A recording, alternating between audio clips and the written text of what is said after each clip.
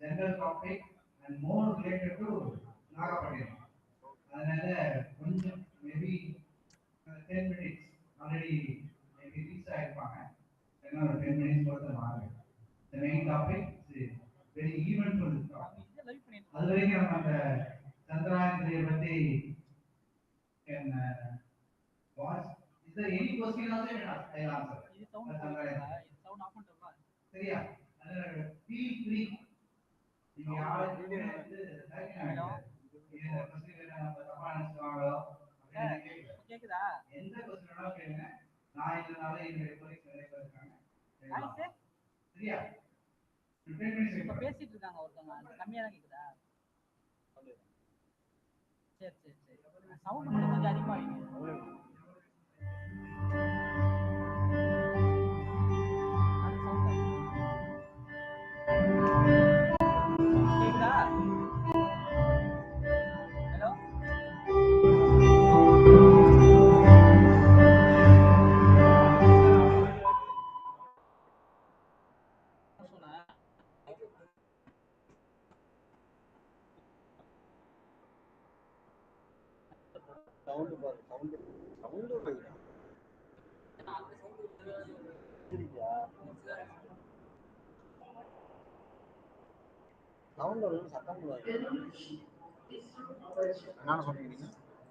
Enforcing offset compliance in space technology to the advantage of our nation.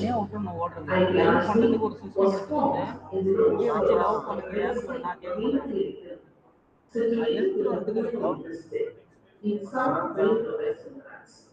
Within the expansive complex, span nearly 6,400 acres with numerous buildings and facilities, meticulously arranged and harmoniously dispersed throughout the lush green field, which was once just a barren.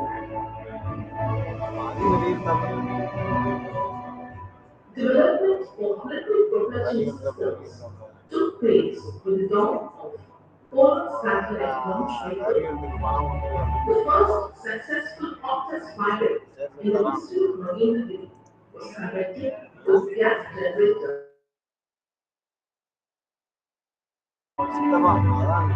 The facilities for storage and sourcing of liquid propellants prepared for static testing and flight were also established. Principal test started its journey with the development of the cast engine, and the first test of the cast engine was performed on 6th May 1987.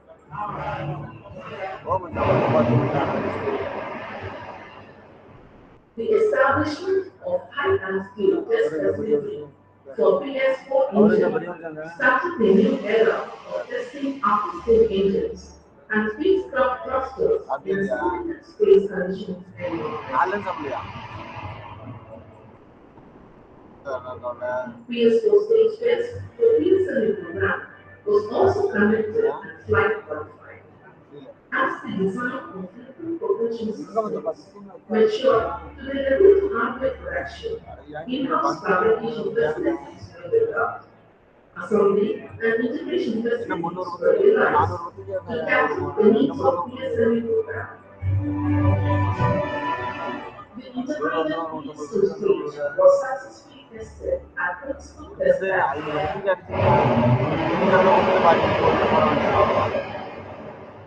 Subsequently, the testing and development of spacecraft propulsion systems were taken up.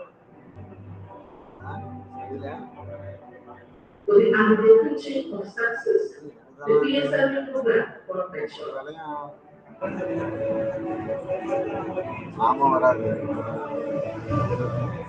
As the PSLV became operational, IPRC was entrusted with the challenging responsibility of integration and testing of L40, GS2, and first stages for GSLV.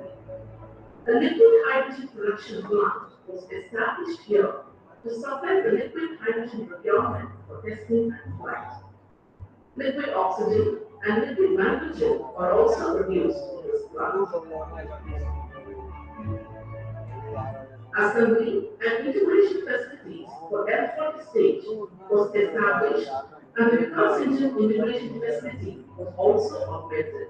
The full duration flight testing of F-40 stage was successfully conducted.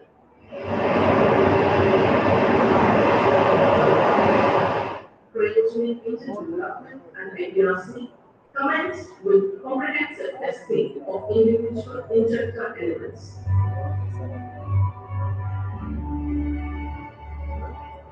The turboprop test facility was established to cater the needs of past project subsystems. The pioneering subscale engine test facility emerged as the first cryogenic test facility, enabling fast.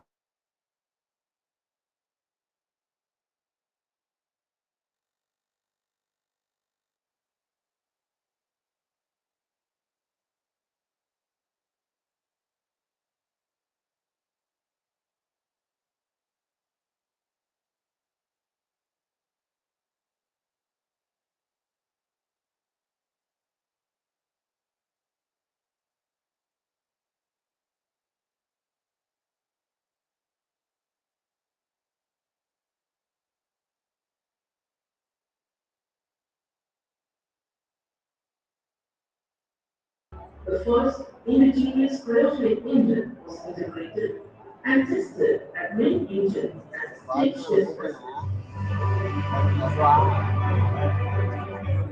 Successful foot test of a stage for foot duration proved the strength of NRSC in realizing and testing the cryogenic capacity.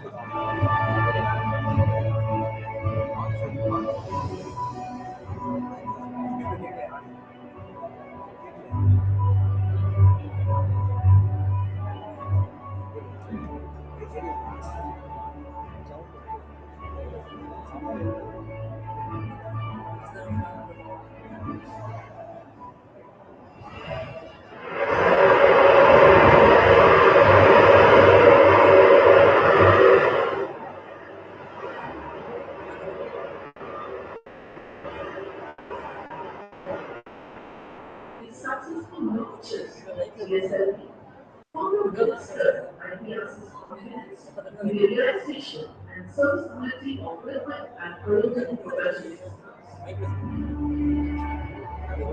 IPRC embraced new challenges, including assembly, integration, and testing of NO10 and C25 stages for LVP.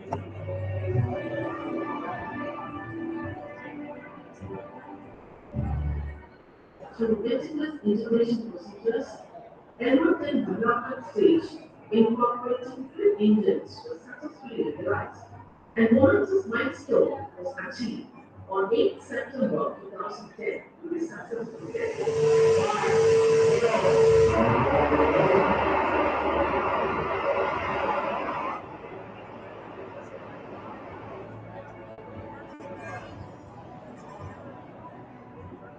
To fulfill the process of testing requirement first chamber test facility was meticulously designed, realized, and series of first chamber updates were conducted. Groundbreaking achievement in India's space program was the successful endurance testing of PE-20 engine in sea level test.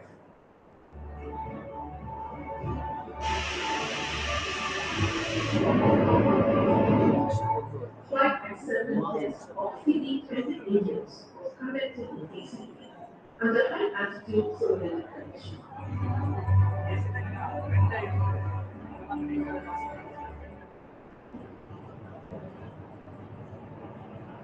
Formerly known as NPSC New Delhi, as IPRC with effect from 1st February 2014. Taking cognizance of the future growth of Indian space program and the concomitant expansion at Mahendra, it is decided to elevate LMA as ISRO Propulsion Complex.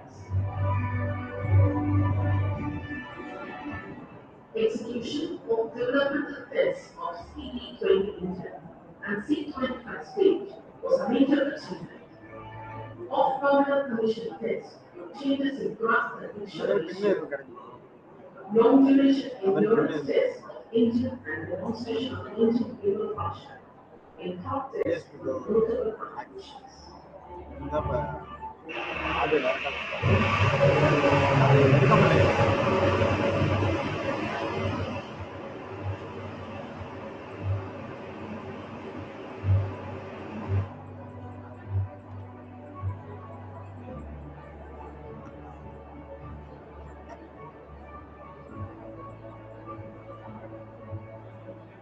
To cater the increased demands of various structural testing requirements, structural testing facility has been established at NRSC.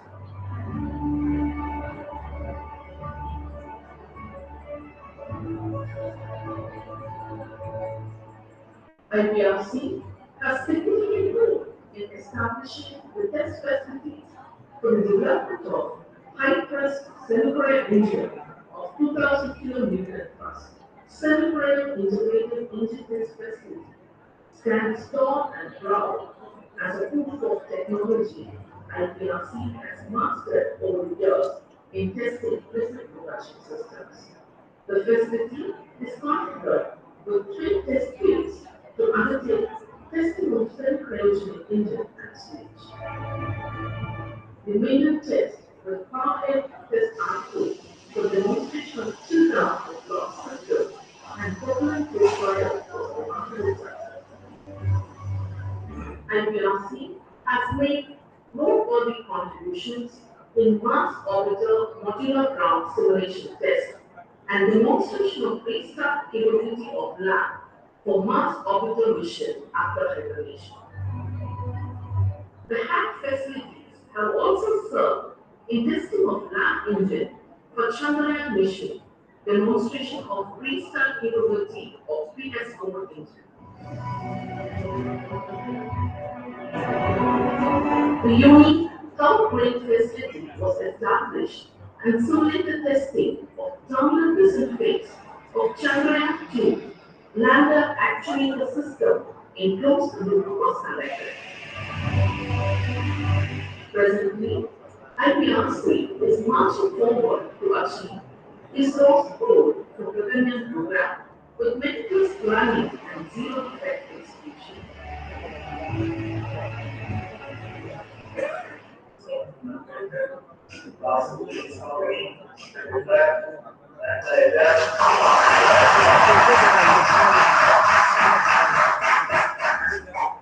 System demonstration modules of crew module and service module were tested with great momentum qualifying for the prestigious Gaganyaan program.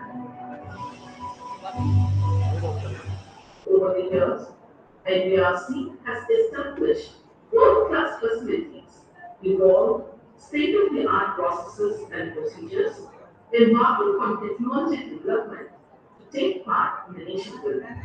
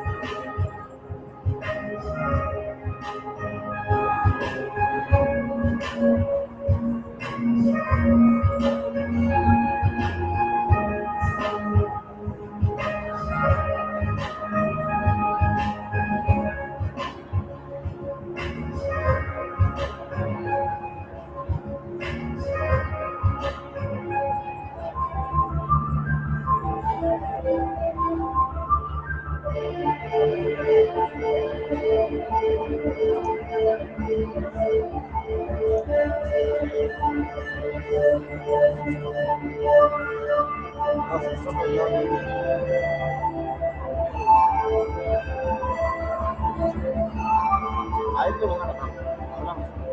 Data தான் விட்டுருவோம்ல வாங்கிக்கலாம். இங்கேருந்து speed பண்ணுவாங்க.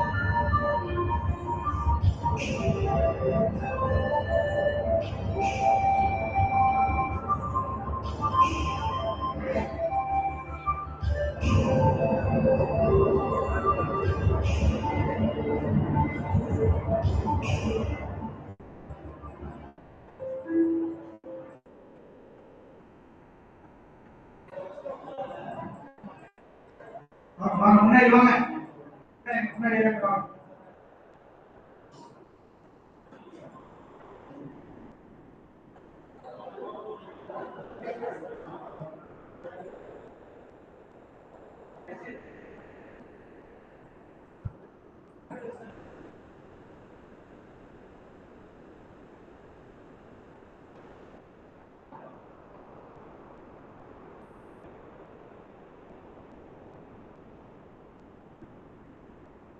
அனைவருக்கும் எனது மாலை வணக்கம். இந்த லெக்சருக்காக வந்து அரை மணி நேரம் நம்ம லேட்டா ஆரம்பிச்சிருக்கோம். ஏன்னா 2 காலேஜ் ஸ்டூடெண்ட்ஸுமே வந்து பார்ட்டிசிபேட் பண்ணுறது எங்களுடைய ஆசை. ஏன்னா ஃபிஷரிஸ் காலேஜ்னால ஃபிஷரிஸ் டாபிக் இருக்கிறதுனாலே சரி, அவங்க இல்லாம நடந்த இந்த ப்ரோக்ராமே யூஸ்ஃபுல்லா இல்லாமல் போயிடும். அதை வேஸ்ட் பண்ணாமல் இருக்க வேண்டியதான் வந்து anyway, ISRO, Indian Space Research Organization, EGPS College of Institution, Performance சேர்ந்து நடத்தக்கூடிய ஸ்பேஸ் எக்ஸ்போவுக்கு உங்கள் அனைவரையும் வருக என வரவேற்கிறேன்.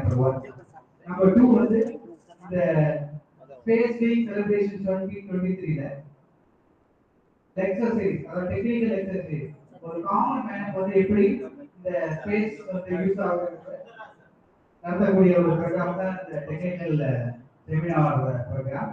அது ஒரு வந்து நீங்க பாத்தீங்கன்னா fisheries to the fisherman society. அதாவது எங்கெல்லாம் வந்து மீன்கள் அதிகமாக இருக்கிறது அதை கண்டுபிடிக்கிறதுக்காக ஸ்பேஸ் டெக்னாலஜி வந்து எப்படி யூஸ் பண்ணலாம். அதே மாதிரி நாகப்பட்டினம் வந்து ஒரு ஃபிஷரி ஜோன்னால எப்படி டெய்லி 10 பேர் 5 பேர் ஸ்ரீலங்கா வந்து குடிச்சிட்டு போறாங்க, அதையெல்லாம் நீங்க எப்படி அவாய்ட் பண்ணலாங்கிற இந்த மாதிரி விஷயங்களை பேசதான் இந்த செமினார் வந்து நாங்க அரேஞ்ச் பண்ணியிருக்கோம். இந்த உலகத்திலே பாத்தீங்கன்னா வேர்ல்ட் எக்கனாமி, அதாவது 70% வந்து எங்கிருந்து இருந்து பாத்தீங்கன்னா ப்ளூ எக்கனாமி, கடல்ல இருந்து தான் 70% வேர்ல்ட் எக்கனாமி. உலகத்தினுடைய பொருளாதாரமே வந்து 70% ஜெனரேட் பண்ணக்கூடிய இடம் வந்து பாத்தீங்கன்னா ப்ளூ. ப்ளூனா கடல். கடல்ல இருந்து வந்து 70% of world economy generated by the sea. மெயினா வந்து பயாலஜிக்கல் வந்து பிசிக்கல். பயாலஜிக்கல் பாத்தீங்கன்னா மீன் சார்ந்த தொழில்கள் இதெல்லாம் ஜெனரேட் பண்ணணும்.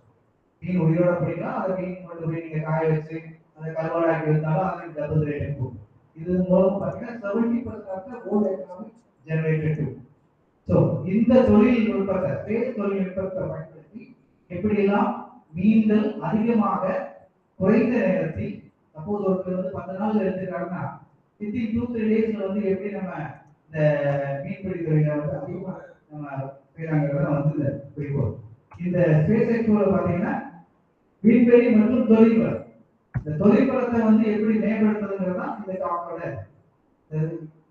இந்த வருஷம் ஸ்பேஸ் வீக்கோட தீமே வந்து தொழில்நுட்பம் மேல இந்த தொழிலை எப்படி இன்னும் மேம்படுத்த முடியும். ஒரு சின்ன ஸ்டார்ட் அப் நீங்களே வந்து நாளைக்கு படிச்சுட்டோ படிச்சு முடிஞ்ச முன்னாடி ஒரு சின்ன ஒரு தொழில் இந்த மாதிரி மீன்பிடி தொழிலே வந்து ஆரம்பிக்கலாம், அல்லது அதனுடைய மீனை வாங்கி விற்கிறதுக்கு ஒரு சின்ன கடையில் ஆரம்பிக்கலாம், வாங்கி எக்ஸ்போர்ட் பண்ணலாம். இந்த மாதிரியான ஒரு ஐடியா வரணுங்கிறதுக்காக தான் இந்த இந்த டாக்கை நாங்கள் அரேஞ்ச் பண்ணியிருக்கோம். எல்லாத்தையும் இந்த டாக்கை கேட்கறத வாழ்த்தி வரவேற்கிறேன். அடுத்து madam.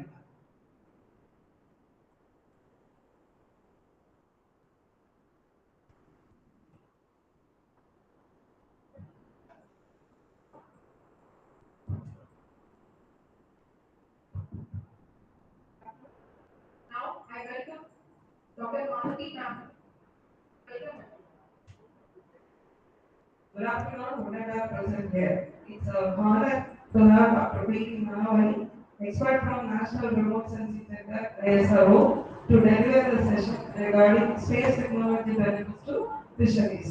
On behalf of our Indian School Group of Institutions, I welcome you. I request Ms. Sindhana, Assistant Professor TMP, and Ms. Dharani, student from CSE Department, to deliver the resource person introduction. Good afternoon, everyone. It's an honor to welcome our resource person today. Dr. P. Nagavani is a scientist heading the Ocean Sciences Group in National Remote Sensing Center, ISRO, Hyderabad. She started her journey with ISRO after joining Space Application Center, Ahmedabad in 2003. Later in 2010, she joined NRSC Hyderabad. She had completed a BSc from GRR and PPR Degree College under the patient 1997, after which she pursued her master's in geophysics in 2000. Later, she awarded PhD in geophysics by Australia University in 2007. She is a lifetime member of various prestigious professional bodies such as Indian Society of Remote Sensing, Indian Meteorological Society, Astronomical Society of India, etc. She was awarded with MGRI, PhD Project Fellowship, CSI1, Senior Research Fellowship, along with the prestigious ISRO and Scientist Award in 2010. She was nominated for International Astronomical Society Conference in Cape Town, South Africa. She was an academic visitor with Remote Marine Laboratory, UK. She has been recognized as PhD Research Supervisor at JNTU Hyderabad and AU College of Science and Technology. She has guided 25 students for their BTech and Tech projects, 2 students from IISc for internship, and 5 students for their PhD. She also provided training to various collaborative agencies and students on processing of OCM data to travel geophysical parameters from ocean colors. Throughout her career, she has worked on several research and operational projects such as OceanSat 1, 2, 3, MCP, G, ISAT, etc. She has participated in 20 ship research during project campaigns. She has 10 years of experience in soft coding and processing large data sets from satellite observation and in-situ measurements. She is skilled in analysis, interpretation, and visualization of wind and remote sensing data. She is experienced in various image processing packages and software tools. She participated in the 29th Committee on Space Research Assembly Indo-US Workshop on OceanSat 2, 62nd International Astronomical Congress at Cape Town, etc. She has presented numerous papers in reputed international and national journals such as IJRS, IEEE, GRSL, etc. She has reviewed more than 35 papers in national and international journals. She has delivered a lecture to Indian Navy people in Training Center on remote sensing coordinates, bathymetry, corals, mangroves, and tidal layers. She has delivered talk on technical topics to students at various institutes and during in house training sessions. Thank you, Dani. Now I welcome our resource person, Dr. Nagavani Ma'am, to start the session. Please. ஒரு ride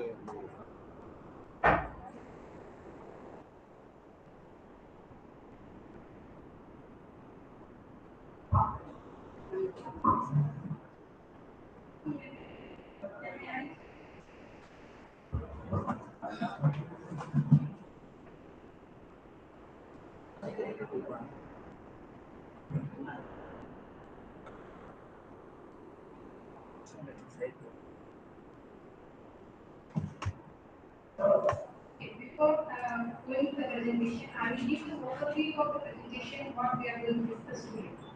As has already been told by one of our senior scientists here, that fisheries are very important, or in the sense that oceans are playing a key role, whether it is an economic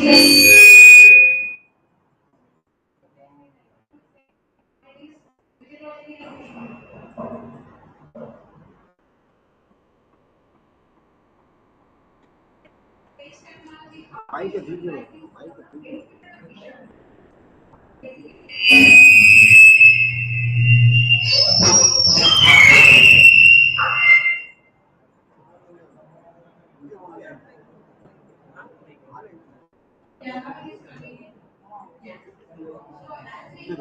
sir రెండు mic on లో కండి apart from that, one we observe most of the developed countries and developing nations are situated along the coastal regions. Apart from that, oceans are also playing a major role in terms of resources, in terms of controlling or making changes or giving adaptations to the climate status. So hence it is required for us to study oceans in a wider way. So to study ocean is not at all viable for us to go it is viable for us to through a wide coverage.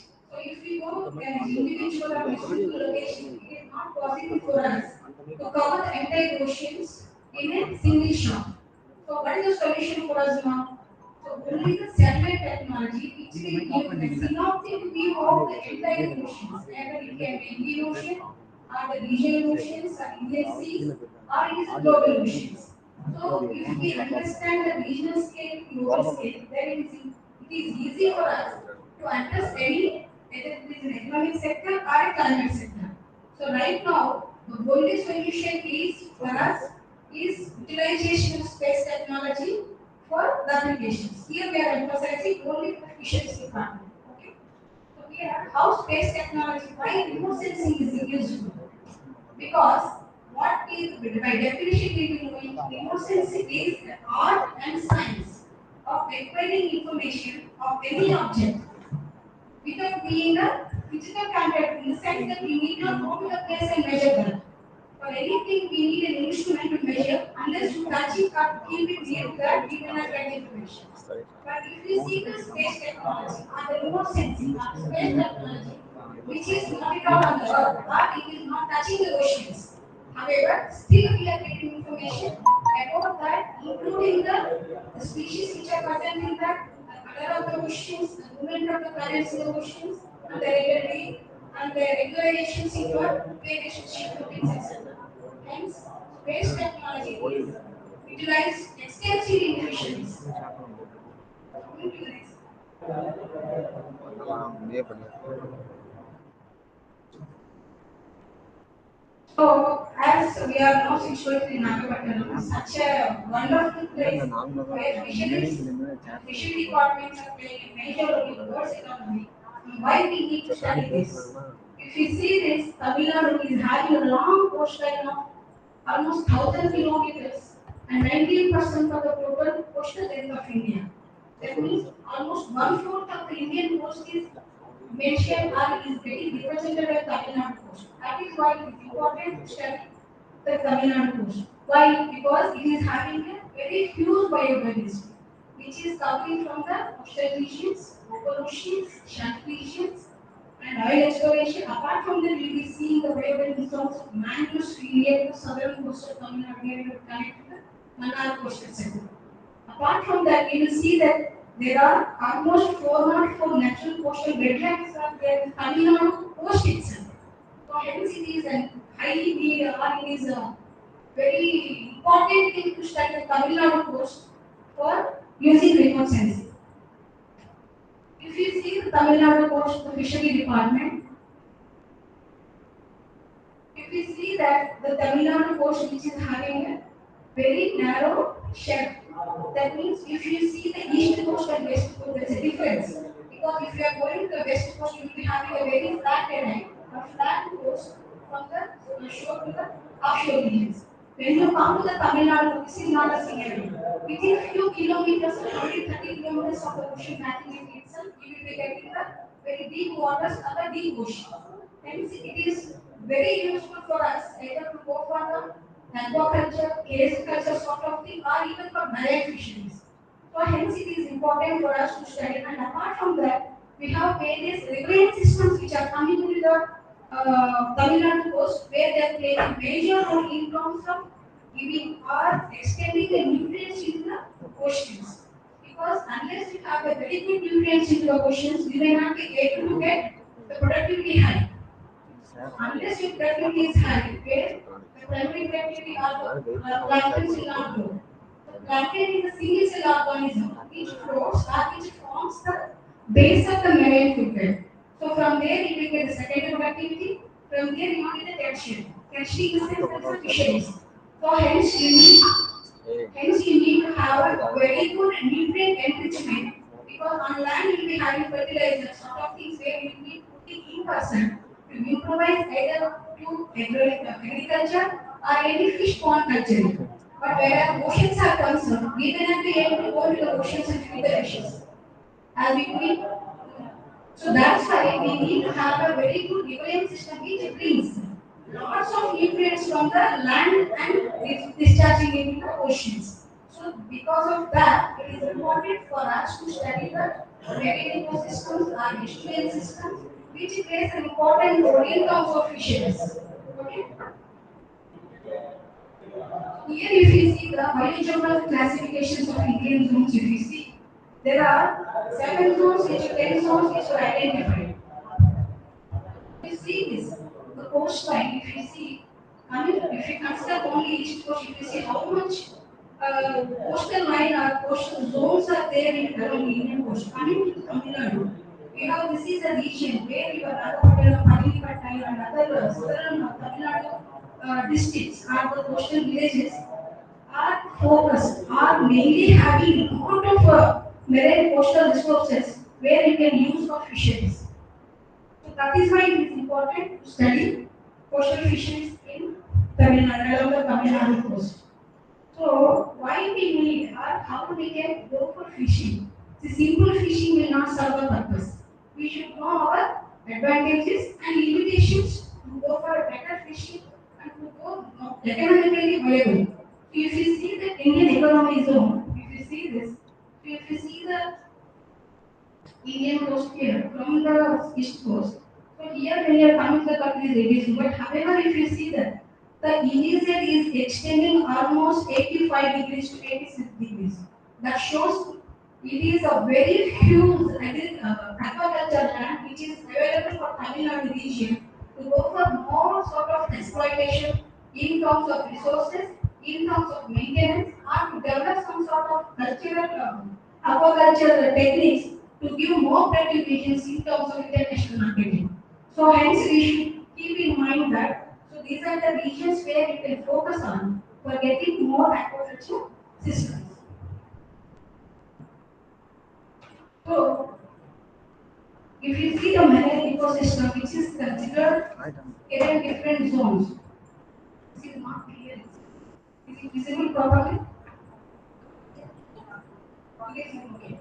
So if you see that as we have seen in the previous slide also, we are having coastal ecosystems, mangroves, fisheries, marine animals, and we are having, if you see the ONGC which is there, which is also useful for oil and gas exploration. This is how it is important. The marine ecosystems are playing a major role in terms of India's world economy.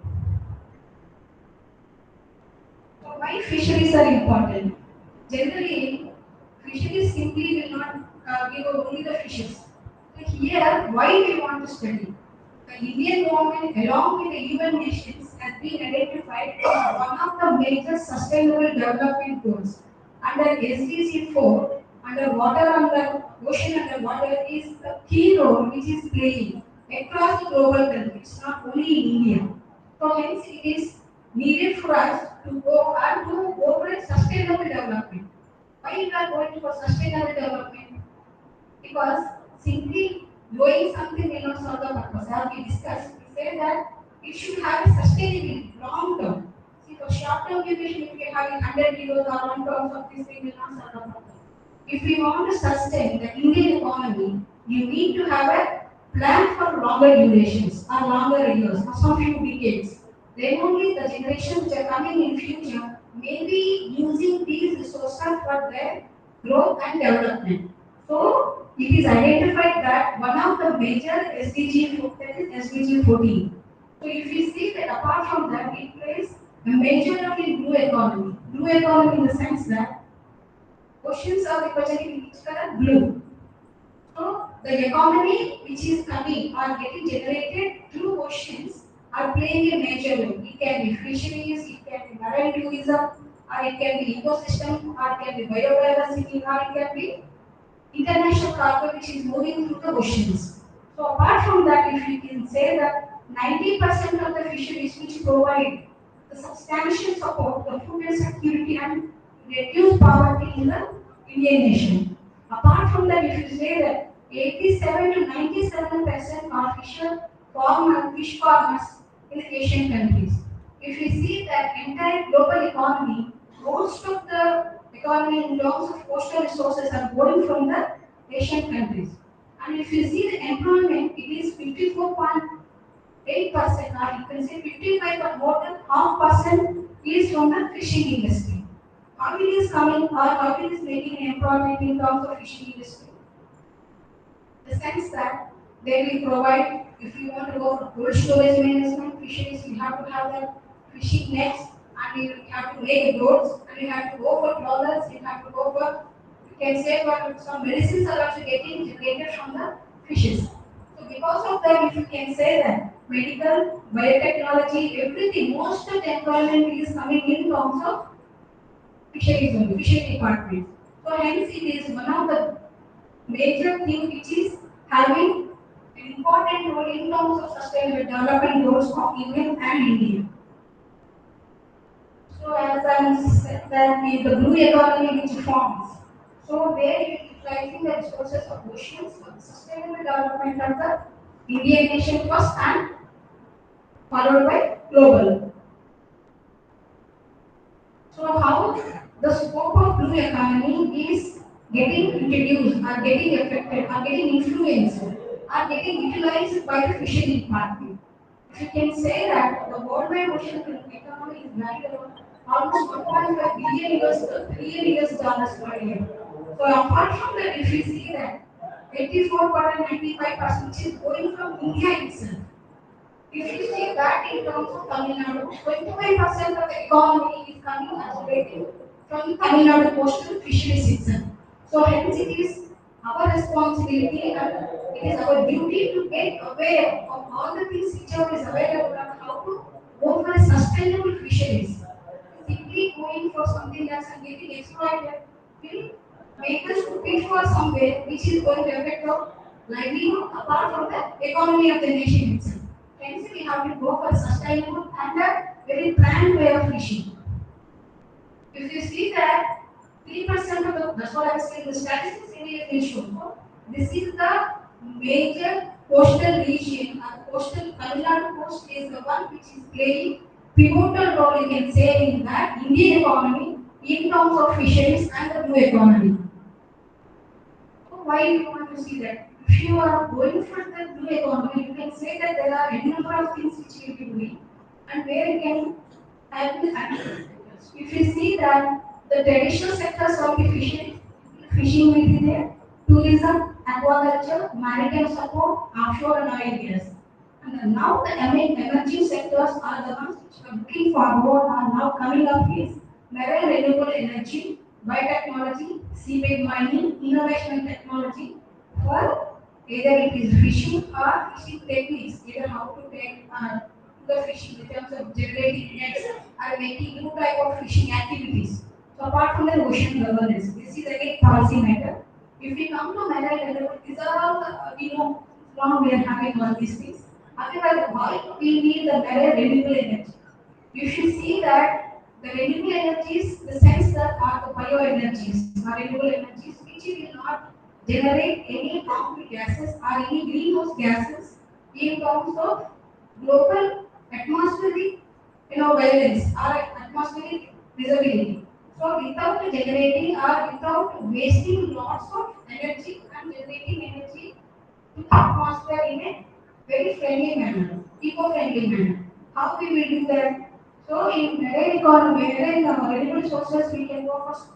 We may have seen that many people are deploying the solar panels on the seafloor. So where we will get, because there will be uninterrupted sea, uninterrupted solar energy, which will be generating the power either to run the turbines or to go for the fishes. Even when we are going for the mechanized boats or some sophisticated fishing vessels, you can deploy the solar panels where you will reduce the diesel and improvise your cost. You can say that the reduce your cost and you can get more economy, or you can say that more valuable way of fishing. So because when you are going to the ocean, you need not go for diesel. So again, which is probably the means which is discharging the wastage in terms of gases or oil which is leaking, and again means it is affecting the again marine mammals or contents. So if you are going through the solar derived energy, it will be useful and it is again protecting the marine bacteria fishes. Apart from that, along the marine coastal regions, they have solar wind windmills which are getting installed. So these are the regions where if you can see over a period of 30 years what we have realized that along the Indian coast there are 4 5 hotspot regions and available regions where we go for the coastal wind energy. So this is another bioenergy or renewable energy which we will be using from the coastal regions.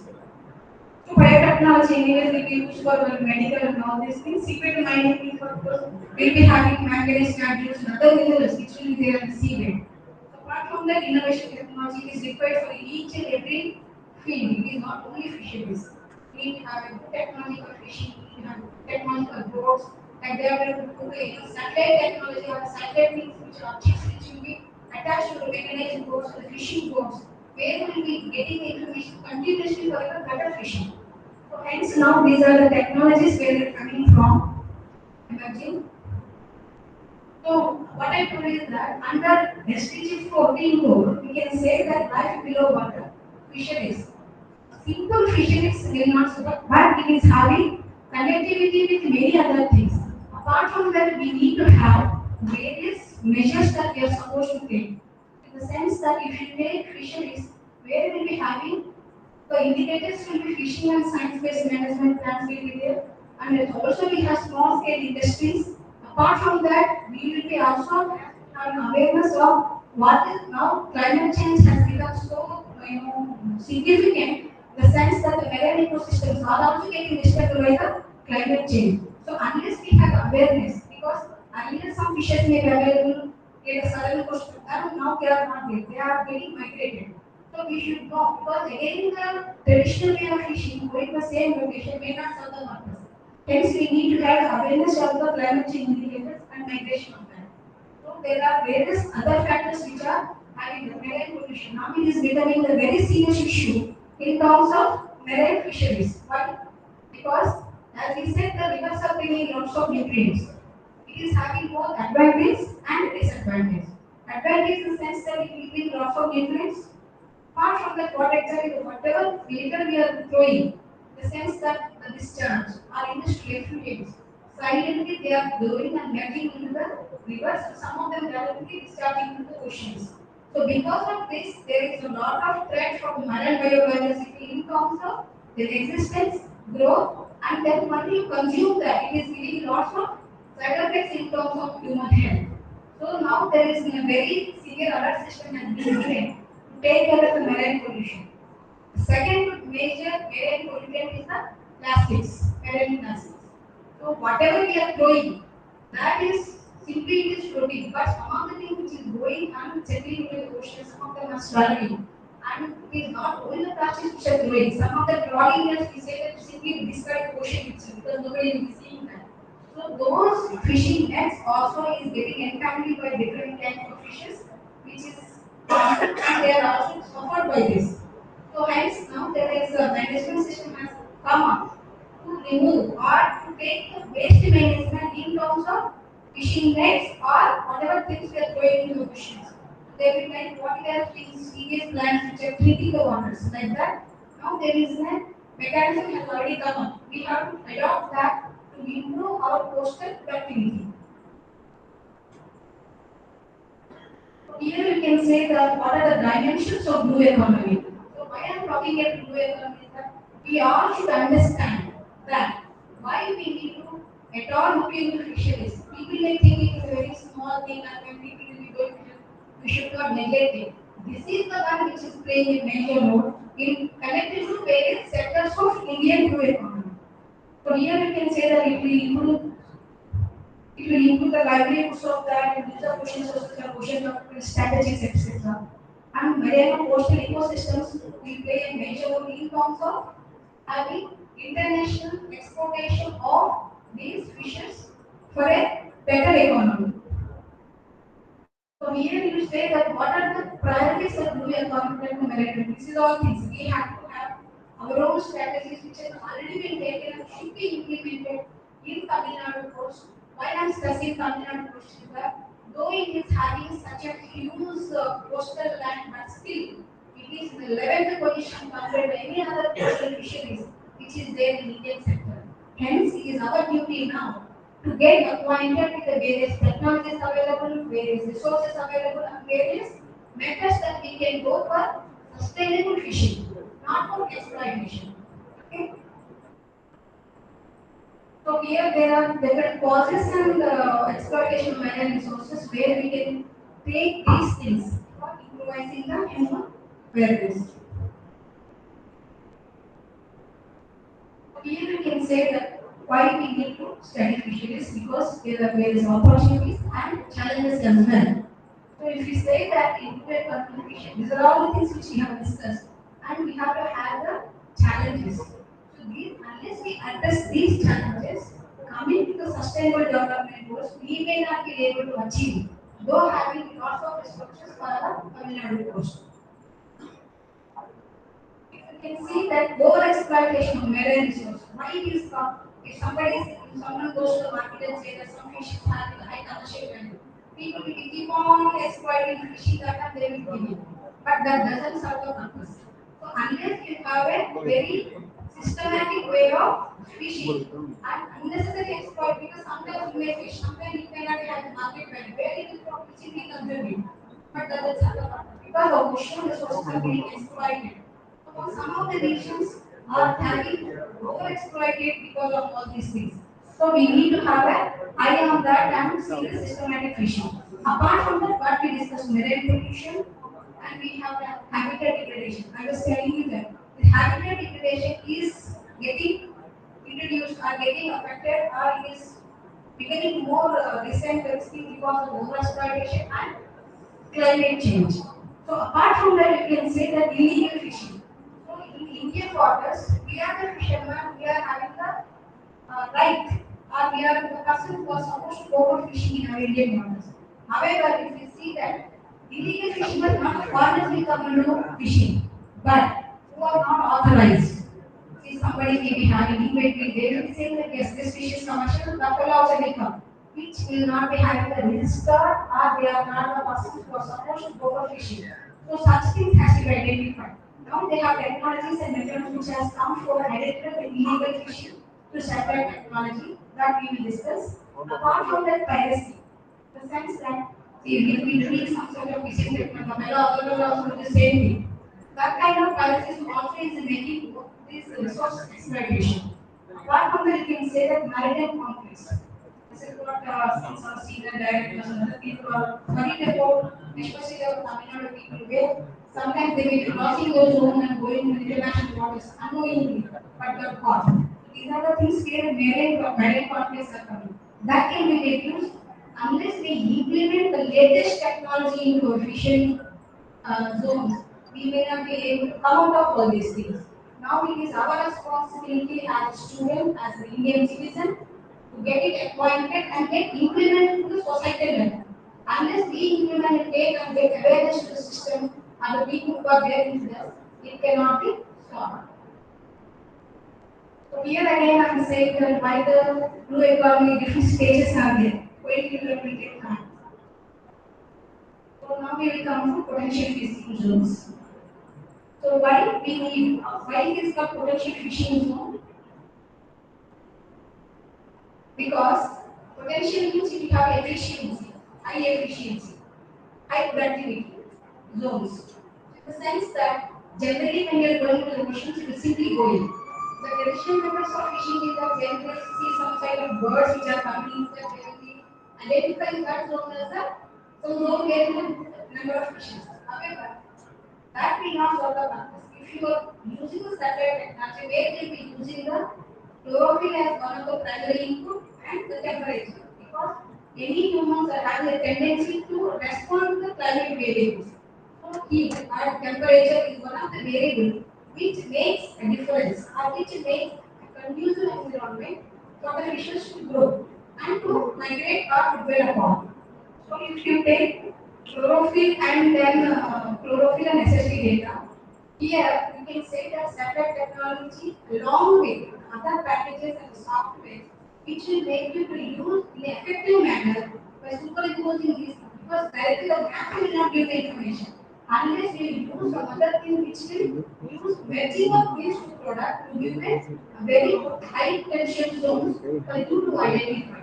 So these are the two regions where you can see that. So you have your own lease that you have your Tamil Nadu coast, you have this SST map of your area, you have your geographical map.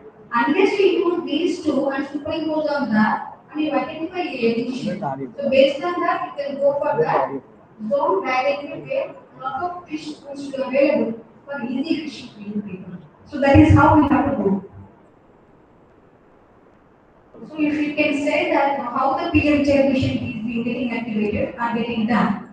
So generally we do a lot of R&D based on the inputs what we get from various departments of fisheries and then the inputs from the Indian Coast Guard and all. So we can take this information from the ancestral chlorophyll maps. Then we will be including the institute maritime information.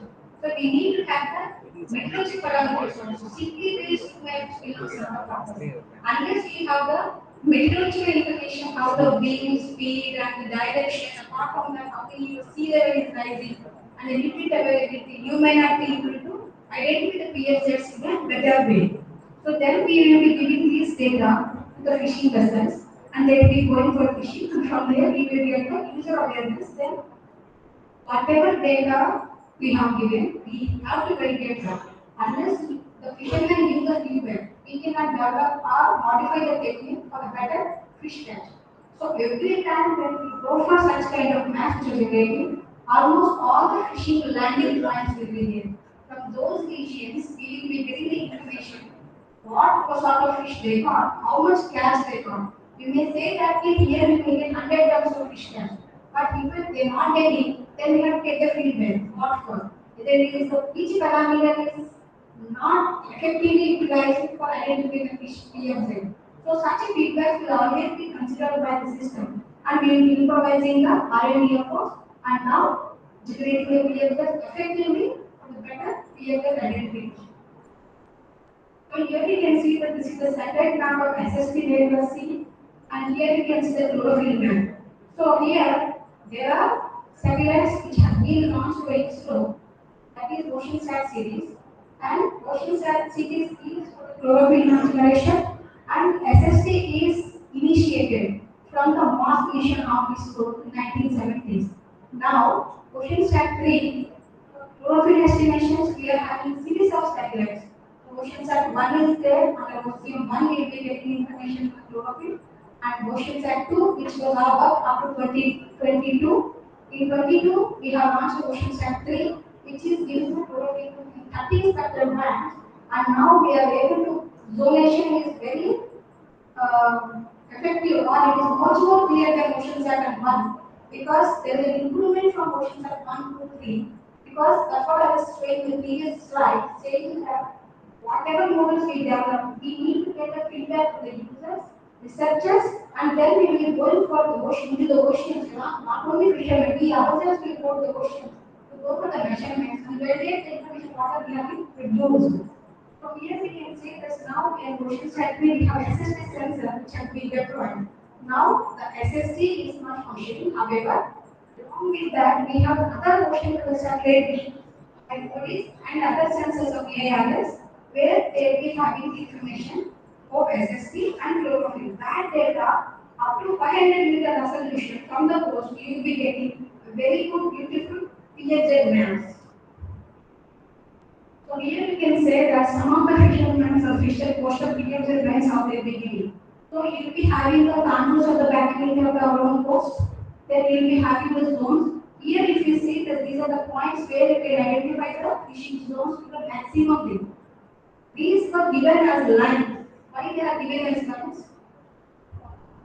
Because these lines, these zones are not single spots or a single zone or it is of 5 meters. Because the fishes may be traveling along the tracks of the farms, unnecessary farms. So if you say that unless you give the zonation, because it will not stay at one location, it will be migrating only. So hence you need to have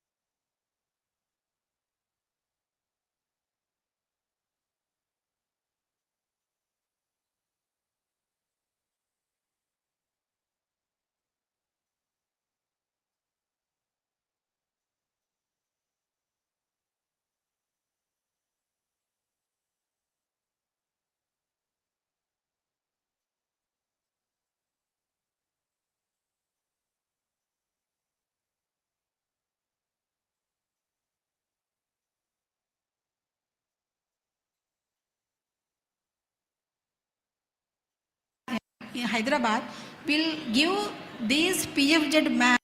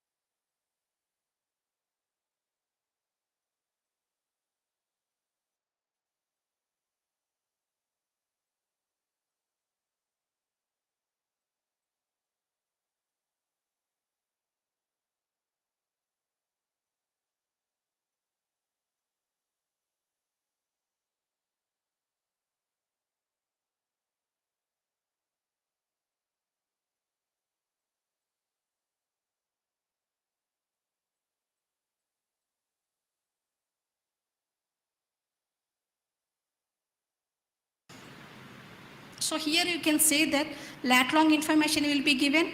You can say that how much catch you will be getting or from the coast how much distance you have to go.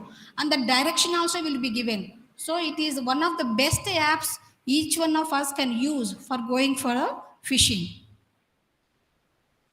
So here I was telling that why fishing technology is important, where technology and R&D innovations are getting introduced in terms of fisheries is this way. So we need to have different mechanisms to do fishing sometimes along the coast, near the coast, offshore regions, and the shelf regions. So each fishing zone will be having its own fishing technology and deploying different types of nets. So depending on the fish size, fish sort of movement, because fast fish, though you use small sort of nets, it may be going through that. So for depending on the fish type, locality, bathymetry, all these things, the fishing technology has been evolved. If you can see this image, you can say that from the near shore or near to the coastal region, going away from the coast, how the fishing technology or what sort of techniques you are supposed to use. Unless you implement, if you implement this type of technique near the coast, you will not get fish. Along with the fish, you will get a lot of scrap, plastics, and all. So that is not the purpose of our fishing. So this is how one has to adopt these technologies and methods for a period of time to go for a better PFZ yield. So we might have done lots of fishing. We might have done lots of fishing depending on the very sophisticated technologies. Then how you use these things in a statistical way, analyzing that. So if you can see that from Tamil Nadu coast, this is the information which has coming from the annual report, that is up to December 2022.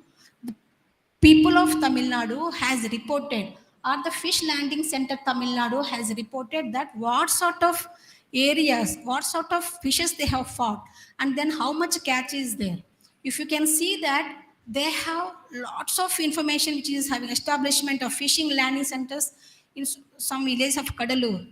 If you see this statistics, you can say that number of farms are 2205.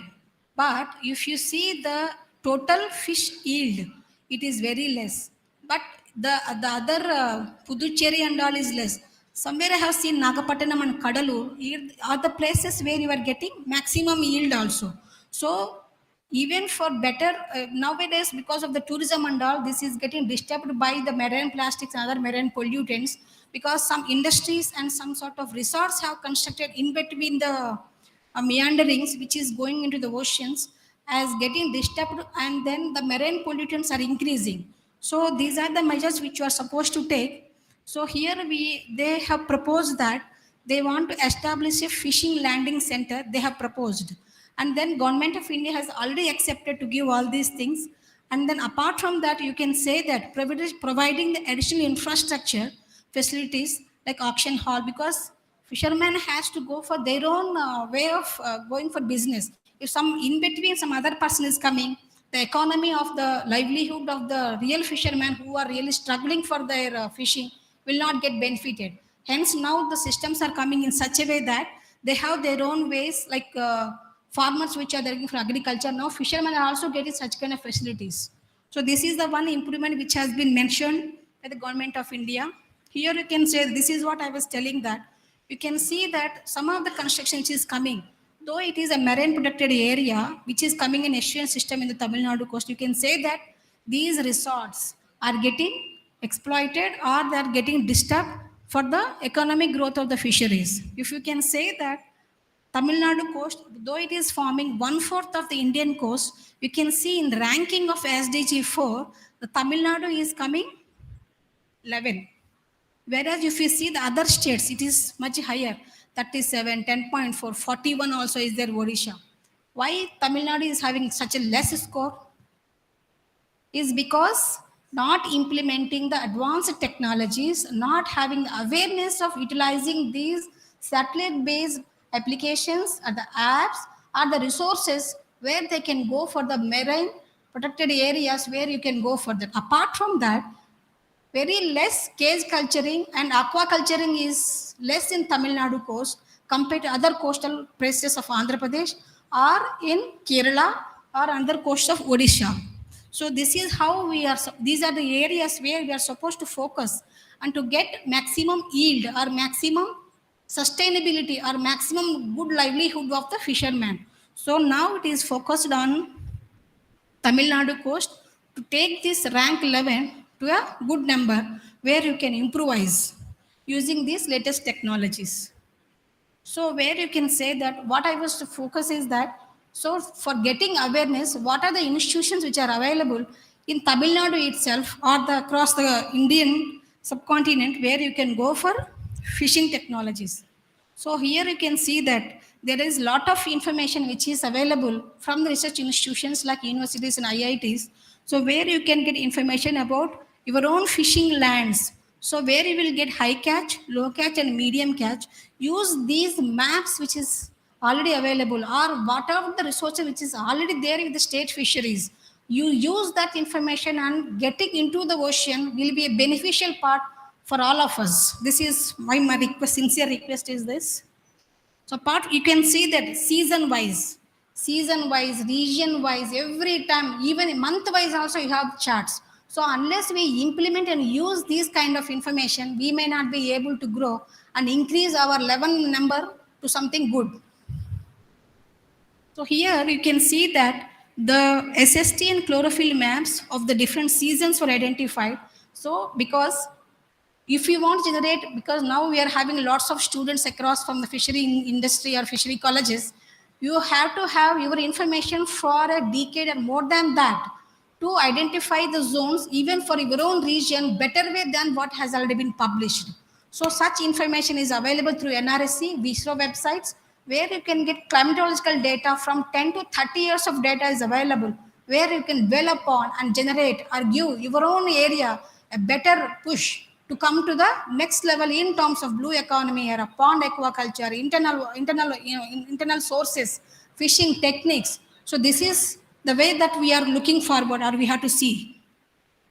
So this is the paper which is published recently in 2023. So we can say that daily Indian coastal potential fishing zone using neural networks. As madam is also asking in the morning that is there any technology or the AML based techniques are getting used for improvising the PFZ? Yes.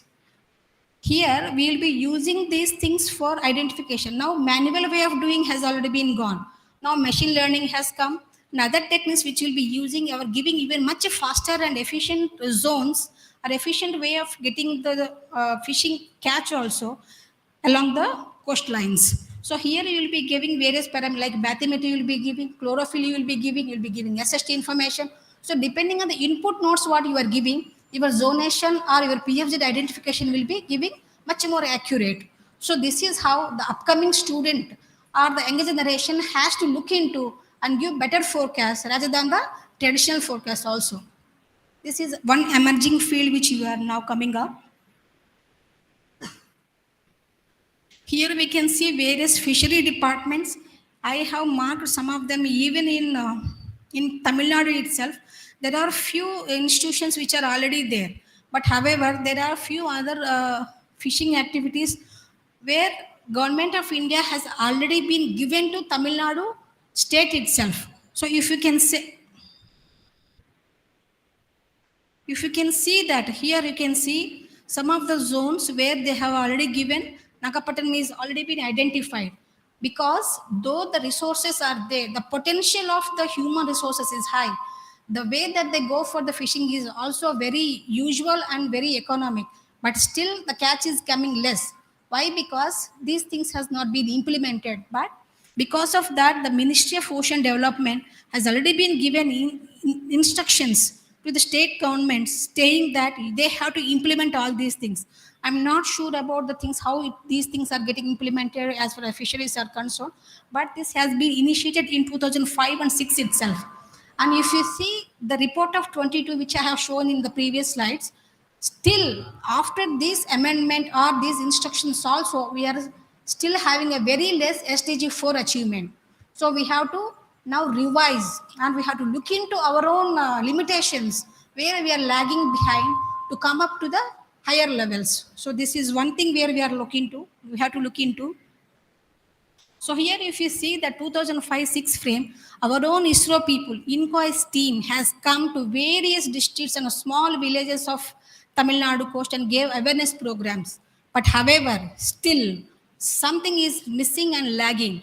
So unless you come or approach to various departments or give some requests, people will be giving the awareness programs and giving sort of technology which is available, and they will be demonstrating the utility of these applications for all the fisher folks to improve our own livelihoods to take India to the next level.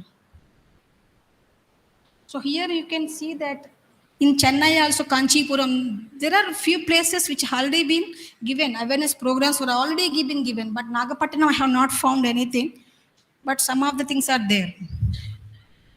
So here there are some advisories which are available through the Tamil Nadu Agriculture University, where Fishery Department itself is having its own website or portal, or there are programs which they will be giving various awareness programs for making a variety of nets, fishing techniques, and marine protected animals and resources and technologies, and then going for to their own fishing landing centers. Artists telling that they have to have their own. There's auction farms and all. So TNAU is taking lead now in getting these things implemented in terms of the village level. So unless you approach or someone is there to take it up this, we may not be coming up. So this is one area where we can collaborate with.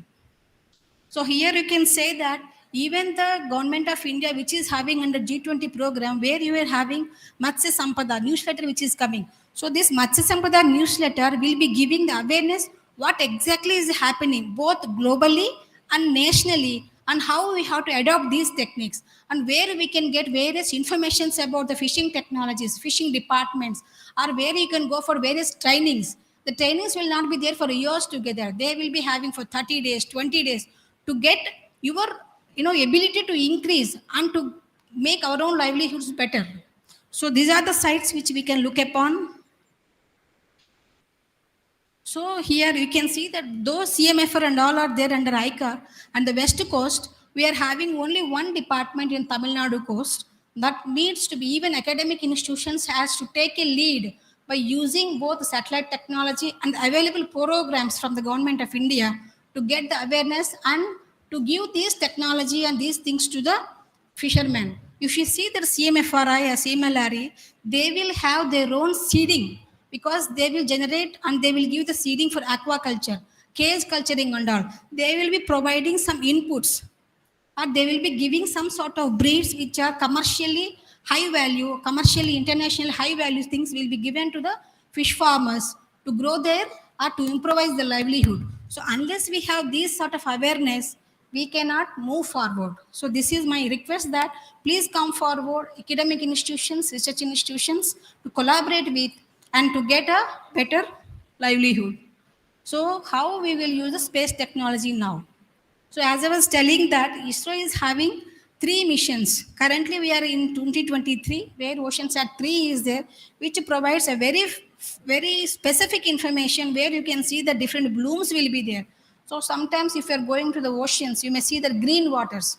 So green water, sometimes if you have chlorophyll, you will see normal green, lux green or sort of a sea green. But if it is having much more higher than that, you may be having blooms. All blooms are not useful for the productivity. Some of them are harmful. Some of them are having deoxidation nature. Some of them will be silicifiers, calcifiers. Some of them are nitrogen fixers. So if these things are there, you might have heard that some of the fishes sometimes on the coastline will be falling dead. Why? Because these blooms which will be coming will be taking the oxygen from the water and making the waters undeoxygenated. Because of that, you will find lot of fish mortality along the Indian coastal waters. So these kind of alert systems are also given by the ISRO inquest, where you can get these things. So this is some of the images where we can see that how the zonations has been done using ISRO missions. So where you can use remote sensing and geo information systems or geographic information systems to generate such PFZ maps. So apart from that, we are having various applications that we do from the oceans. You can see that where we can go.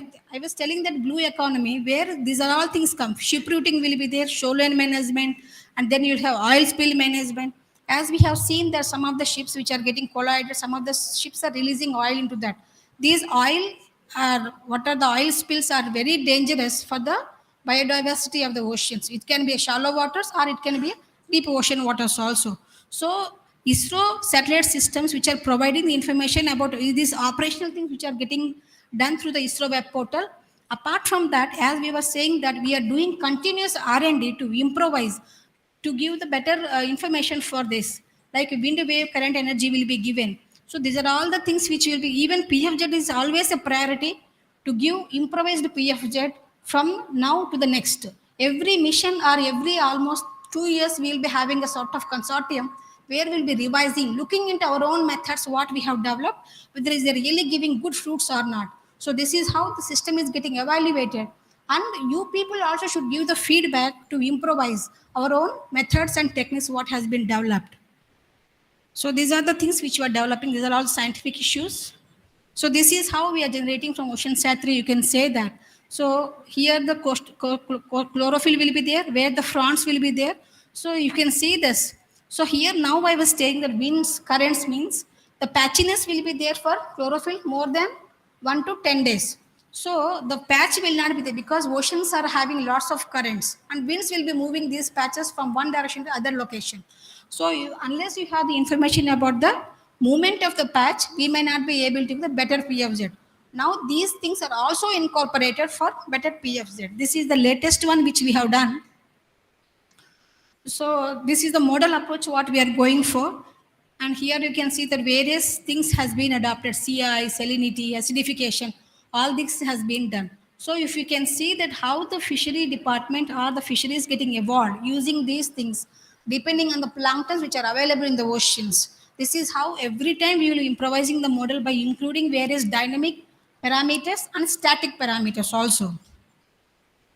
So this is the latest image of July 2023, which has been generated from our own ISRO satellite OceanSat 3 US-06, where you can see the global maps. It's not only the Indian economy which we are contributing, global economy also. But why we are emphasizing here is that unless we, our own Indian or our own region which we are not getting improvised, we may not be contributing for the global economy or the global growth. So here you can see that in this scatometer is there of ISRO's EOS-6 mission, which provides winds, currents, Ekman drifting, and wind potential energy locations where you will get the bioenergies or the renewable resources along the Indian coast.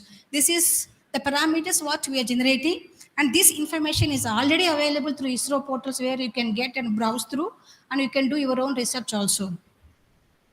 So this is how the wind velocity of the currents will be showing that how Indian currents will be moving on, what are the zones which are having low saline waters. All these things can be identified and then you can go for your own R&D and fishing as well. So this is the one I was telling that unless you have a modeling approach, because simple 1 day, 2 day or 1 month data will not suffice the purpose. If you want to give a forecast, long-term forecast, like fishes like tuna, etc., you need to have a long-term database. For that, we have generated this total fronts. This is basically the frontal density where it is located. So based on that, depending on the bathymetry, the fronts will be identified, and based on that, you will be giving the recent data which you will superimpose, you will get a better forecast. This is how the models are getting improvised every day on ISRO web portal. Also, you can see this. So this is not moving actually. So these are the essential climate variables. Why we are calling essential climate variables is that they play a major role in controlling the global climate. How chlorophyll or the ocean productivity will play a role means they will be having information of the solar energy which is getting absorbed so that the surface of the oceans will get heated up. Then your temperature increases, then again your productivity will increase. So that's why it is important for us to study the essential climate variables on a longer scale. So these are all the information which you can get, and these are the infrastructure which we are having for measuring various pigments information, because all species are not dependent on only planktons. So there will be, as I said, the silcifiers, calcifiers will be there where they'll be having their own way of getting different pigments information we need to have to model it. So these are the informations which we'll be having. So how the climate change, I will show you only few images why we need to take care of the climate change. So the climate change is basically releasing of greenhouse gases, either burning the fossil fuels or through man-made activity or natural calamities. Mostly it is man-made actually. So if you can see that, so these warming up weather or the climate will affect the oceans in terms of acidification. The acidification will reduce the productivity. The reduction in productivity also reduces the terrestrial productivity in terms of fisheries. So hence, the impact of climate is always studied in a better way to predict the PZZ model prior to the going for the daily forecast. So here you can see that why we need to study this in terms of marine resources, because they change the ocean ecosystems, marine fishes, and more severe extreme events. So what are the climate indicators? These are the main climate indicators: ocean heat, ocean acidification, sea surface temperature, which is, these are the things which plays a major role. And marine species distribution, atmospheric concentrations of GHGs. So if you see that why these marine species, these anyways we have now discussed, as the temperature increases, the productivity decreases. Apart from that, if you see why atmospheric concentrations of greenhouse gases are important, in the sense that though the oceans are having most of the time it is the source for O2 or the oxygen by sequestrating the carbon dioxide into the plankton's productivity. When oceans are having planktons under the presence of nutrients and sunlight, they will be having the productivity which releases oxygen into the atmosphere. So generally oceans are called sinks of CO2. But however, because of these other three factors, the atmospheric concentrations of CO2, it is getting absorbed very faster way. So taking anything excess will not give the high productivity. Every time if you eat more, that means you will become fat. Something else will come as a side effects. The same way, if you say that more sequestration of CO2 also will not give the high productivity. Sometimes it will be having a sink, or sometimes it will be an adverse effect where it will be depleting or it is destroying the marine productivity or the species in a way that the migration will be happening. Sometimes these species will be moving from one species to another species. The conversion also is changing place. So every time you, in most of the Indian east coast, you will be cutting the diatoms. Now the diatoms has been changed, its structure also, because of these climate variables. So these things are the research areas where we are looking into. Apart from that, how these ecosystems are there. So as I discussed this, the planktons are the primary one, and then zooplanktons will be there. You people may be knowing better. So then you will go in for the tertiary, then how you will be, the ocean food web is there. So hence it is important for us to study the phytoplankton variability, and that too as far as ecosystems are concerned, to protect the coastal fisheries, because these planktons plays a major role and in the ocean food web. So these are the impacts of the climate change where the productivity will be reducing, rising temperatures will reduce the reproduction. So these are the things which we are I am not reading out all the things. So the effects of climate change already felt, and now we are in the phase of increasing it. So hence request all our students or the educational R&D community to come forward to educate and take our own initiative to reduce the marine pollution, to reduce the impacts of climate on oceans, especially in terms of fisheries. So this is the models which we have run to show that the variability along with the global research collaborators, where it shows that what are the things which is going, how the temperatures are varying over 50 years up to 2020, 55. So if you can see the Indian coast, if you see this Chennai or Tamil Nadu coast, the temperatures are increasing here very high. So now it is a threat for all of us to look into how to reduce that or how to increase the marine productivity in such adverse conditions. Now that is the cutting edge research which we are taking up to, in terms of these adverse effects and calamities, how to increase our ocean productivity along the Tamil Nadu coast. So here one huge image I am showing that how ocean acidification, because a lot of acidity means we can, even in stomach also if you have a lot of acidity you cannot sustain. So it is even the same thing for the marine fisheries also, how over 50 years of period of time, how the ocean acidification is increasing, and then how to take it off. You can see that most of the east coast is having such kind of high acidification levels.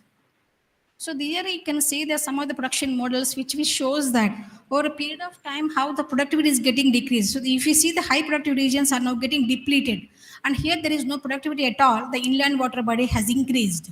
So this is how the scenario of fisheries is going to change in a huge way, where there may be high fish catch now may not be there. Hence, it is now the time for us to look into the models or the reformation activities and get updated with the technology instead of going to the same old location for fishing, to go for the location where they are really available. So this is how we are supposed to move forward. So here You can see that you go to Winquest website, which is an institution which is providing the apps.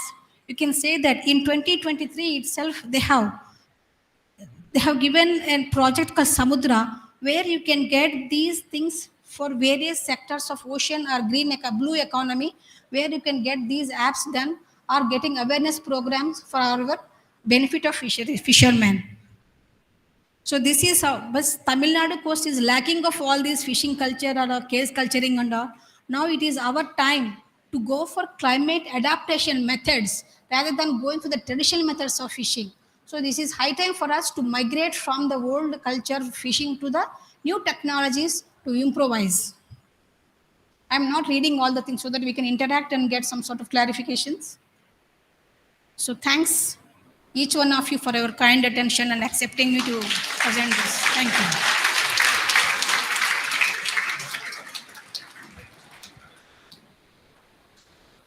So if any clarifications means, I'm happy to answer if I am able to. The question session, you can ask now. If no doubts means.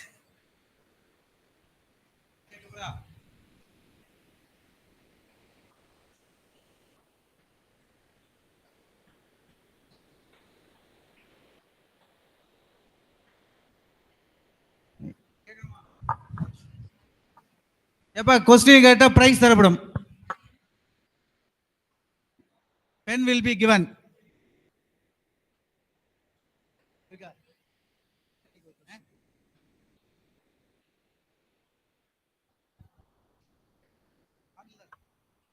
Yes, sir. Madam, one question from me. Yes, sir. Related to academic interface. Yes. Suppose if someone is doing some wants to do some research activity with our team, that is ISRO team. Yes, sir. In terms of NRSC or inquiries, what is the procedure, how to approach it, or what all listings are there in under response category? So how to apply, or do you have some already have some interface with the academics? Can you elaborate on that? Because that will be useful for the research community, because here some university people have come. Yes. Maybe that will be useful for them. Okay, sir. So actually under ISRO, we are having various programs. Under Respond, we are having, that means academic institutions can collaborate under various existing programs of ISRO. Like example, we are having OceanSat 3, which is launched. Under that, we are having an opportunity, announcement opportunity will be coming, which will be displayed in ISRO portal, that universities can apply. And there will be a committee, depending on the region and the proposal what they have provided, they will provide the funding. So under that program, they can recruit some scholars at the manpower for doing their research activity is one. That is the OceanSat. Apart from that, there are various satellite missions which are giving an opportunity for the students to come forward for the projects. One is the outreach program. So there is an NRSC ISRO, there is a portal called Student Activity. You can browse through NRSC portal. There you can write, either institutions can write to the system or the NRSC outreach facility. Every year, BTech, MTech, MSc, undergraduate students are coming for their projects, not only in oceans, for electrical, mechanical, all streams. So whatever facilities they are having there, they will not provide any stipend for you, but they will provide you the live projects, you can say in recent scenario. That means whatever works we are doing under various missions or various ministries, the live projects will be given to the students. They will be part of it. So they can contribute, they can learn various new softwares, new packages, new technologies, and then they'll be sometimes writing a papers, scientific papers, where they'll be getting acknowledged. And apart from that, it will be a scope for them to go for the higher educations, and future prospects will be good. So this is how students and academic institutions can get collaborated, sir. Okay, thank you, ma'am.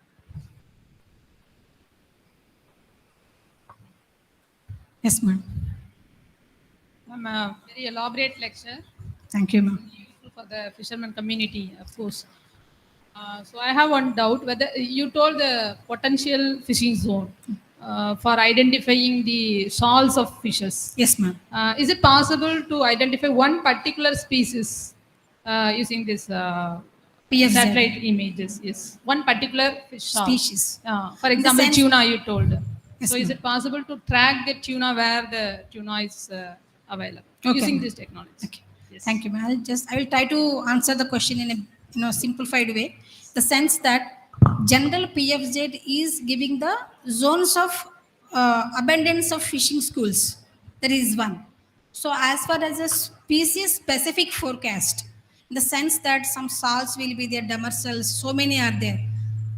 Under that, right now, this ISRO and inquest under MOS has been taken up that tuna fishing ground because which is having high commercial value in the international market. That alerts are already available in the website. So those grounds are also available, but not for the other species right now. So now we are also evolving and improvising the PFJ technology, including various parameters which will give species specific. Right now, tuna only is getting giving on regular basis, ma'am. You can check that website. Thank you. Yes, ma'am. Ma'am, I have one doubt actually. For research purpose, how can we get the database for research? For neural networks and all, we need actually database. So specific satellite is available with ISRO to get all the details. So is it possible to get the data from your side? Yes, ma'am. Actually, what I understood from your question is that there will be different data sets where you would like to get for PFZ, where you would like to implement AI ML based or neural network techniques, isn't it? Okay. So for PFZ, basically we will be needing SST, chlorophyll, winds, currents, and other information about these are all the things. Even ocean HT, total alkalinity, is an indicator of pH acidification. This information is already available in ISRO web portal. And if you can go to the Bhunidhi web portal of NRSC or ISRO portal, you will get the data which is above 5 meters. Is freely available for all the researchers. If at all you are not able to download, you can write the help desk is there. Immediately they will give a response.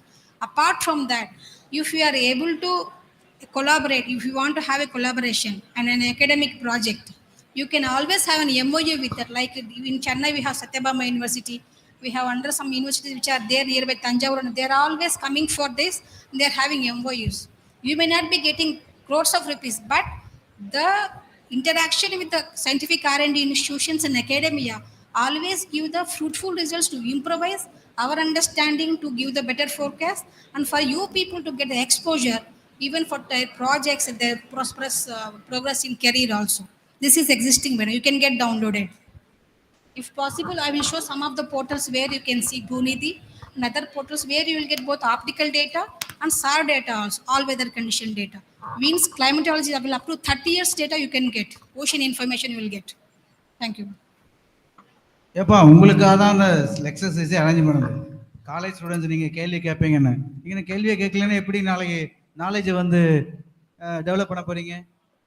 உங்களை நம்பி தான் இந்த உலகமே இருக்குது. அது இல்லாமல் India வந்து 2047 young engineers தான் வந்து நாட்டையே காப்பாற்ற போகிறான்னு சொல்லிட்டு இருக்காங்க. You should ask some questions. யாருமே கேட்க மாட்டேங்கிறீங்களா? How do you develop your intelligence?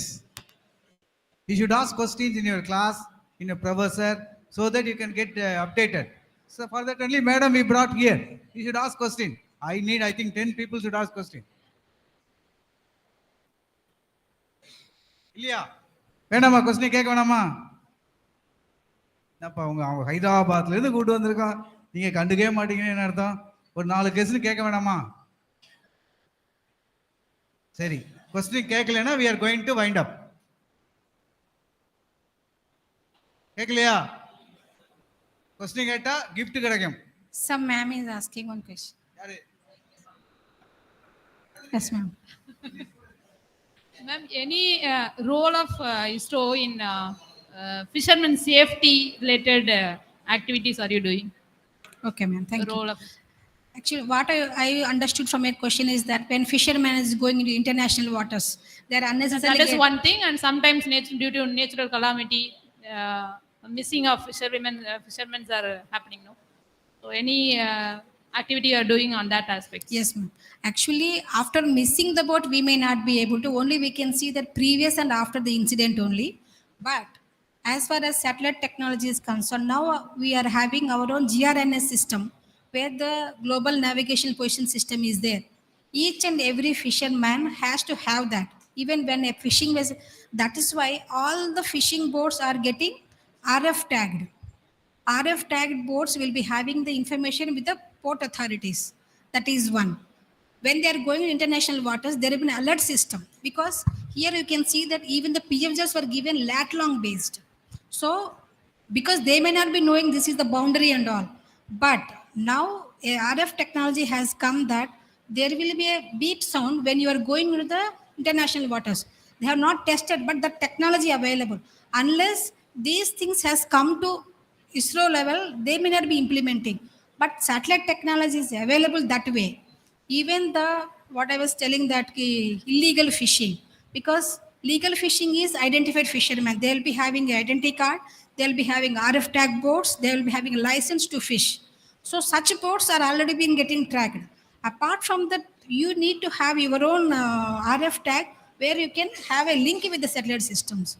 Even when you are going to that, unless you activate it, that means your phone should be on. Your Android phone should be on. As I heard that key after reaching into the oceans, they'll be switching off. That should. Signals. They won't get signals when they are crossing the border or beyond certain distance. So they are not able to utilize. Like that, the fishermen are telling. That is for satellite mobiles, madam. Mobiles. Unless it is having RF tag, that problem will not be there. But that RF tag or RF signal, where the port authorities has to have a link, then they will getting an alert system. Mobile means obviously we may not get a signal into the ocean once you are reaching a certain distance from the oceans. RF tag based systems or any boat which is having that. Then You mean to say that technology is available, but it has not been. Yes, madam. That has to be integrated. It is not integrated. Yes, madam. Okay. That needs to be implemented. Then these kind of problems can be avoided, and the safety of the fishermen. But drowning natural calamity, because if you see that we cannot identify the person who is drowned. But when you are going into the ocean, we need to have the awareness. What is the weather pattern now? There is a prediction. If you see the insert series of satellites, even any website you can see, ISRO website or IMD website, you can see that the movement of the cloud patch will be there. The formation of depression will be there. The depression, how it is moving, at what time it will be moving in which direction. So based on that, when the person is going into the oceans, they should give the alertness or awareness. Unless we give that, we cannot. And those person also should have at what time he can go and what time he can come back. Maybe you should have some grace period also. It is not a road like you can go for half an hour and then come back. Oceans, because they are dynamic in nature, currents, waves, swell waves will be there. So that's why before going to oceans, we should have awareness.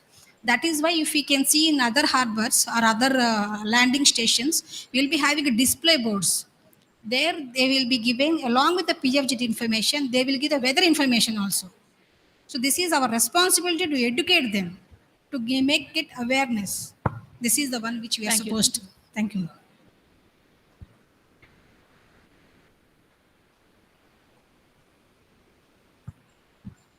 So that's all questions. We can wind up.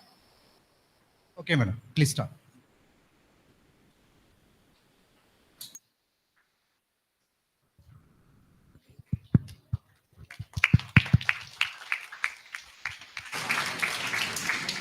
These claps are not the sake of simply listening. You should come forward. If you are like that, then how we will take care of the fishermen who are not at all having awareness of these kind of techniques?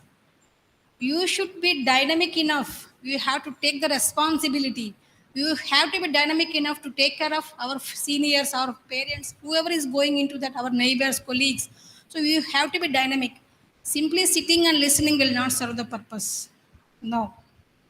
You should come forward. This is for our nations and for our own betterhood, a better livelihood. Unless you are active. Okay, thanks for listening at least. Thank you, ma'am. Pardon, sir? Range. Yes, sir. Actually, madam, different frequencies will be there, madam. Generally, all navigation, the naval people, Coast Guard people will be having hundreds of kilometers into that, depending on the EZ. So each frequency will be given to the different shores. If you see the Tamil Nadu coast itself, the EZ is varying from the North Tamil Nadu to South Tamil Nadu. So based on the range, we have to take the frequency. Up to 200 kilometers it will go, madam. There is no doubt in that. That we can take care. And based on the number of fishermen who is going, the tower can be established there. So they can have a direct contact always with the shoreline. Though the mobile is getting off, we can have a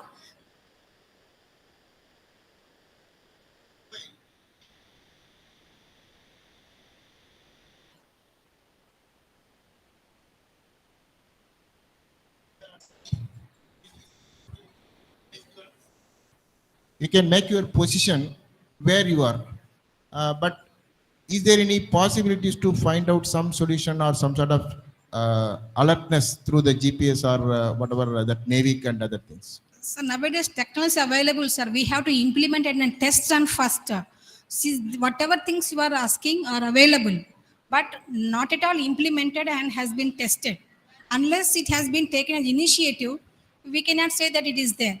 But some of the boats which are going like in port harbors like Mumbai and all, near that Odisha coast, some of the boats are having RF tags and they are getting always tracked. That is the thing which we have been seen. But here in the Tamil Nadu coast, I could not find any such RF tagged boats.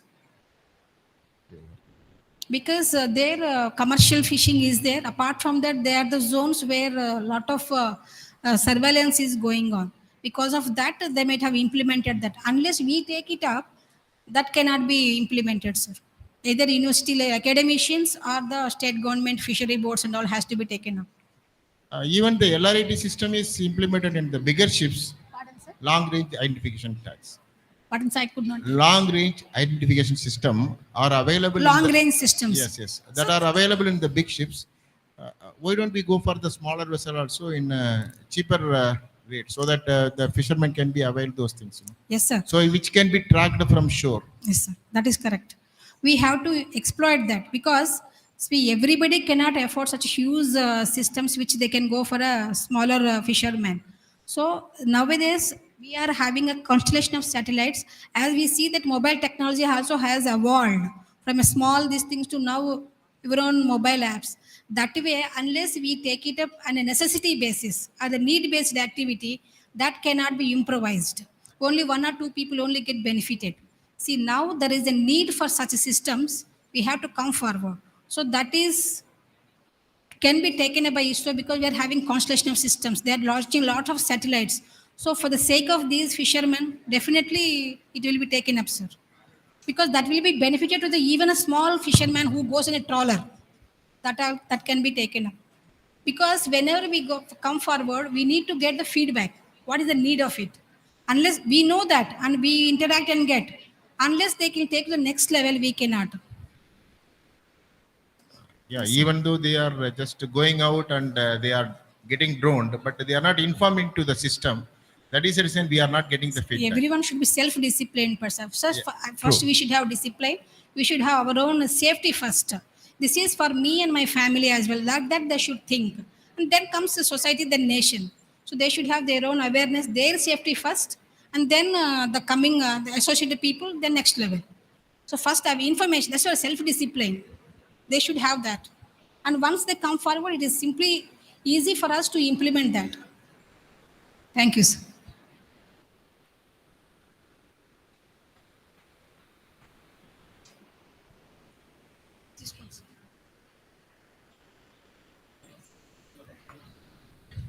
Thank you, madam. Thank you for your wonderful lecture on fisheries and useful to the humankind. So we'll once again thank to madam. We a very big clap. Thank you. Now, please stand, madam. As a token of appreciation to the Fisheries College of Engineering students and other things, on behalf of ISRO, I request Dr. Manimeghal, Dean for College of Engineering, Fisheries Engineering College in Nagapattinam. I request to give a momentum. Please come.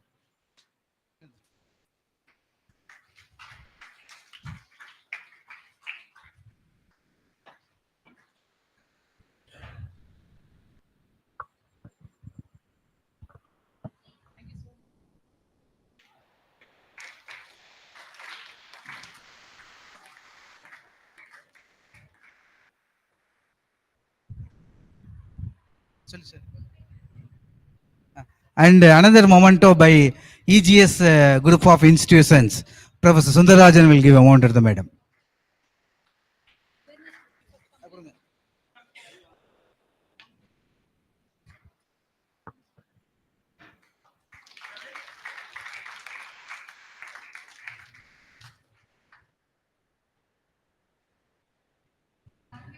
Thank you, sir. Now I request Dr. Sundar, sir, to give the vote of thanks.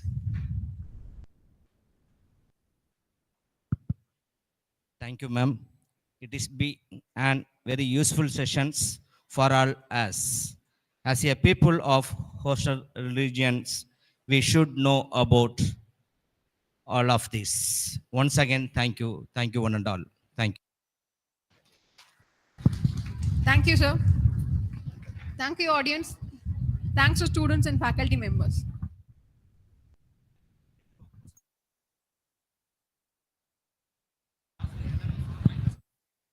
Thank you. Now I request the students, you may go to Expo Hall.